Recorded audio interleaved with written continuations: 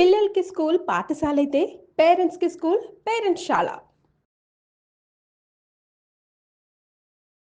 నమస్తే, శ్రీ మాత్రే నమః, శ్రీ గురుభ్యో నమః.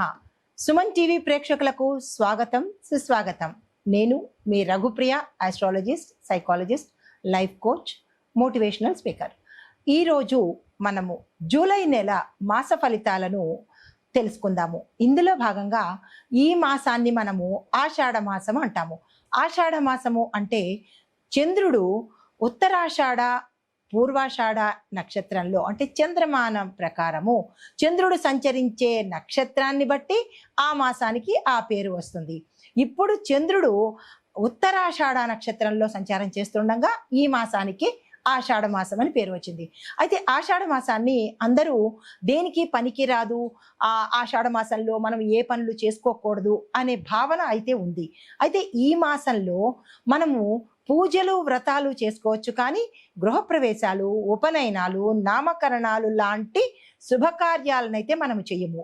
అయితే ద్వాదశ రాశుల వారికి ఈ మాసంలో అనగా ఆషాఢము శ్రావణము కలగలిపిన ఈ మాసంలో ఎలా ఉండబోతోంది, స్త్రీలకు ఎలా ఉండబోతోంది, ఈ రాశిలో అంటే ఒక్కొక్క రాశిలో ఒక్కొక్క రంగంలో ఉన్న వాళ్ళకి, స్త్రీలకు, పురుషులకు, పిల్లలకు, ఉద్యోగస్తులకు, వ్యాపారస్తులకు, రాజకీయ నాయకులకు ఎలా ఉండబోతోంది అని సవివరంగా మీకు తెలియజేసుకుంటున్నాను. తదుపరి రాశి సింహరాశి. ఈ రాశిలో ఉండే స్త్రీల ఆరోగ్యం, కిడ్నీకి సంబంధించి, మూత్రపిండాలకు సంబంధించిన సమస్యలతో ఎవరైనా బాధపడుతూ ఉన్నట్టయితే వారికి క్రమంగా పెరిగే అవకాశాలు కనబడుతున్నాయి.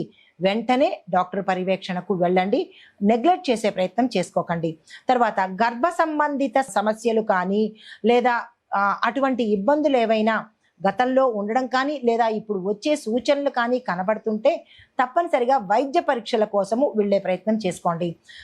దీంతో పాటు 40 సంవత్సరాలు పైబడిన మహిళలకు హార్మోన్ టెస్టులు చేయించుకున్నట్టయితే కొంచెం అసమతుల్యత అంటే ఇంబ్యాలెన్స్గా ఉండడము, ప్రాపర్గా లేకపోవడము జరిగే సూచనలు మన గ్రహ స్థితిగతుల మీద మన ఆరోగ్యం ఉంటుంది. కాబట్టి ఈ రాశిలో ఉండే స్త్రీలకు ఇలాంటి ఇబ్బందులు ఇక్కడ గోచరిస్తున్నాయి.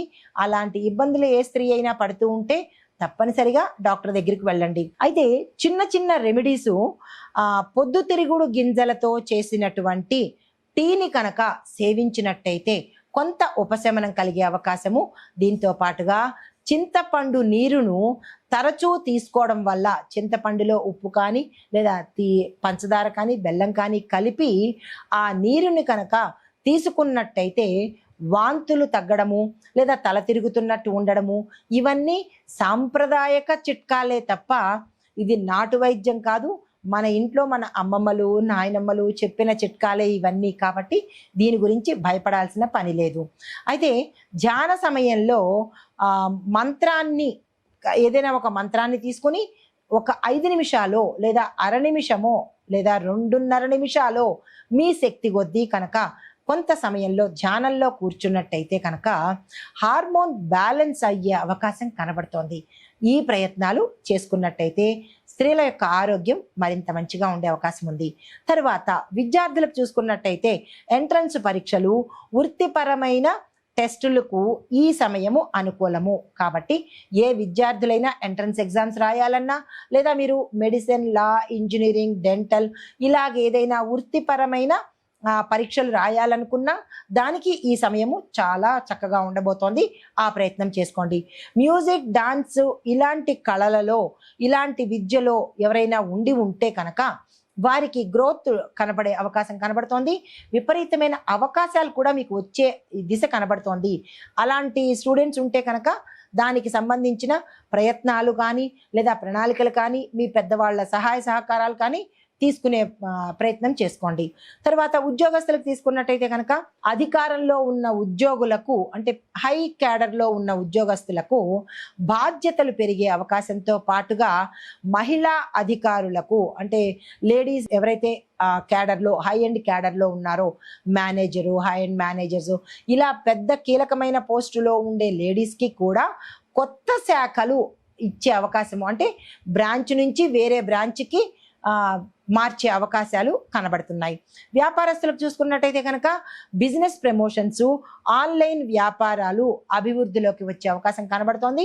మీ యొక్క ప్రోడక్ట్స్ కానీ ఉత్పత్తులు కానీ ఏవైనా ఆన్లైన్లో పెట్టాలనుకుంటే ఇది కరెక్ట్ సమయము. మితమైన ఖర్చులు చేసుకోండి, ఖర్చులు పెరిగే అవకాశం కనబడుతోంది. దీంతో పాటు లాజిస్టిక్ వల్ల లాభ శాతం పెరిగే అవకాశం ఉంది, ఆ దిశగా ప్రయత్నం చేసుకోండి. వ్యవసాయదారులకు చూసుకున్నట్టయితే కనుక ఉద్యోగుల మీద ఆధారపడే, అంటే మీ కింద పనివారుల మీద ఆధారపడే పనులను కొద్దిగా తగ్గించుకునే ప్రయత్నం చేసుకోండి. ఎరువుల ధరల విషయంలో పెరుగుదల కనబడుతోంది.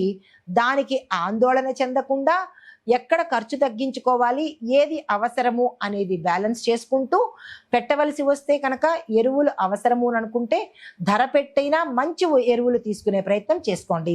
రాజకీయ పరంగా చూసుకున్నట్టయితే కొత్త మహిళా నాయకులకు ఇది చాలా మంచి సమయము. ఎవరైనా కొత్తగా లేడీసు రాజకీయంలోకి రావాలనుకుంటే ఇది చాలా అనుకూలమైన సమయము, తప్పనిసరిగా వచ్చే ప్రయత్నం చేసుకోండి. అయితే అధికార పార్టీలకు అండగా నిలిచే మహిళల యొక్క ప్రచారంలో ప్రముఖంగా మీరుంటారు. లేడీస్ ఎవరైనా క్యాంపెయినింగ్కి వెళ్ళడం కానీ, లేదంటే స్పీచెస్ ఇవ్వడం కానీ, సభల్లో ప్రసంగించడం కానీ, ఇలాంటిది ఎవరికైనా అధికార పార్టీకి మద్దతు ఇవ్వడానికి మీరు స్పీచెస్ ఇవ్వాలన్నా, వారితో ఉండాలన్నా, ఇలాంటి సమయంలో కనుక మీరు పనిచేసినట్టయితే మీ పేరు, మీకు గుర్తింపు వచ్చి మంచి కీలకమైన పదవులు వచ్చే అవకాశం కనబడుతోంది. ఈ మహిళా నాయకులు ఎవరైనా ఉంటే ఆ దిశగా ప్రయత్నం చేసుకోండి. అయితే వాతావరణ పరంగా చూసుకున్నట్టయితే కనుక ఆకస్మిక మేఘావృతంతో కూడినటువంటి వర్షాలు వచ్చే అవకాశం కనబడుతోంది. ఆ కండిషన్లో లేని వాహనాల మీద ప్రయాణాలు మానుకోండి. లేదా రిపేర్ చేయించుకునేనా, లేదా కొత్త వాహనాలు కొనుక్కునేనా, మీ స్థాయికి తగ్గట్టు, మీ స్తోమతకి తగ్గట్టు అలాంటి వాహనాలు వదులుకుని వేరే వాహనాల మీద వెళ్ళే ప్రయత్నం చేయండి. ప్రమాదాలు ఎక్కువగా గోచరిస్తున్నాయి. అయితే విద్యుత్ కోతలు ఉండవచ్చు కాబట్టి ఒక్కసారి ఎలక్ట్రిక్ విభాగాన్ని కూడా మీ ఇళ్లలో కానీ, ఫ్యాక్టరీల్లో కానీ, మీరు పనిచేసే కార్యాలయాల్లో కానీ ఎక్కడైనా సరే కొంచెం విద్యుత్తుకు సంబంధించిన ప్రమాదాలు ఎక్కువగా కనపడుతున్నాయి. జాగ్రత్తలు తీసుకోవడమా, పై అధికారులకు చెప్పడమా, ఇలాంటివి ఏవైనా ఉంటే కనుక తక్షణ చర్యలు పాటించుకునే ప్రయత్నం చేసుకోండి. కుటుంబపరంగా చూసుకున్నట్టయితే కనుక ఇంట్లో పురుషుల ఆరోగ్యం కొంత బలహీనంగా ఉండే అవకాశం కనబడుతోంది. వారి ఆరోగ్యం పట్ల జాగ్రత్తలు తీసుకోండి. పెద్దవారి సూచనలు పట్టించుకొని కుటుంబాల్లో అంటే కలహాలు ఏర్పడే అవకాశం ఉంది. పెద్దవాళ్ళని నిర్లక్ష్యం చేయకుండా వారి యొక్క సలహాలతో ఆ యొక్క సమస్యలను తగ్గించుకునే ప్రయత్నం చేసుకోండి. మీకు చెప్పదగిన పరిహారము ఆదివారం రోజు, అంటే మనకి ఈ మాసంలో ఆదివారము 4 ఆదివారాలు 5 ఆదివారాలు వస్తాయి కదా, ఈ ఆదివారాలలో సూర్య భగవానుడికి రాగి పాత్రలో కానీ ఇత్తడి పాత్రలో కానీ స్వామివారికి అభిషేకం చేసుకునే ప్రయత్నం చేసుకోండి. అభిషేకం అనగా అర్ఘ్యం ఇవ్వడం అనమాట. ఆ అర్ఘ్యం ఇచ్చే ప్రయత్నం ప్రతి ఒక్కళ్ళు చేసుకోండి. అయితే మీకు ఒక చిన్ని మంత్రాన్ని ఇస్తున్నాను. ఓం ఆదిత్యాయ నమః అనే మంత్రాన్ని 12 సార్లు ఈ అర్ఘ్యం ఇచ్చేటప్పుడు చదువుకున్నట్టయితే ఎటువంటి జాతక దోషాలున్నా, అనారోగ్య దోషాలున్నా, తరువాత రాజ పదవులను ఇచ్చేది కూడా సూర్య భగవానుడే కాబట్టి ఆ పదవుల్లో ఇబ్బందులున్నా కానీ సమసిపోయి సానుకూలమైన ఫలితాలు పొందే అవకాశం కనబడుతోంది. దీంతో పాటుగా మరి ఒక చిన్న పరిహారము, ఎర్రని పళ్ళెంలో అనగా రాగి పళ్ళెంలో గోధుమలు బెల్లము కలిపిన ఒక పదార్థాన్ని ఎవరైనా పేదవాళ్లకు కనుక దానంగా ఇచ్చినట్టయితే విశేషమైన ఫలితాలు పొందుతారు. నమస్తే.